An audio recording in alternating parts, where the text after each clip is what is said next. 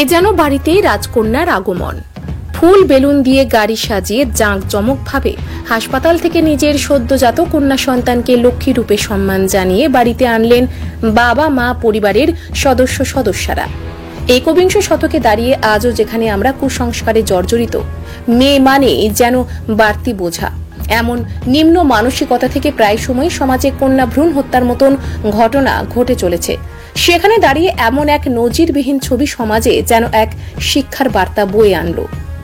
পুরুলিয়া জেলার ঝালদা শহরের 11 নম্বর ওয়ার্ডের বাসিন্দা বাবা শিব শঙ্কর সূত্রধর ও মা শ্রাবণী দত্ত আজ নিজেদের সদ্যজাত কন্যা সন্তানকে লক্ষ্মী রূপে সম্মান জানিয়ে বাজনা সহকারে আনন্দের সঙ্গে হাসপাতাল থেকে বাড়ি নিয়ে আনলেন।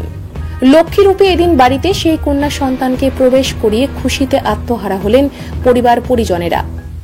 চলল নাচ গান, মিষ্টিমুখ করানো হলো প্রতিবেশীদের।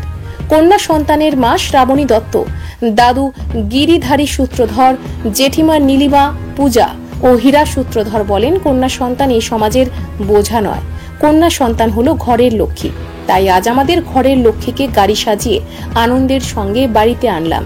কন্যা সন্তান কোনো বোঝা নয়, কন্যা সন্তানকে আমরা বাড়ির লক্ষ্মী হিসেবে নিয়ে এসেছি। প্রত্যেকটা মা বাবাই যেন তার কন্যাকে এভাবে লক্ষ্মী হিসাবে নিয়ে আসে, আর আমরা খুব খুশি। তাই আমরা এভাবে আয়োজন করে মেয়েকে নিয়ে এসেছি।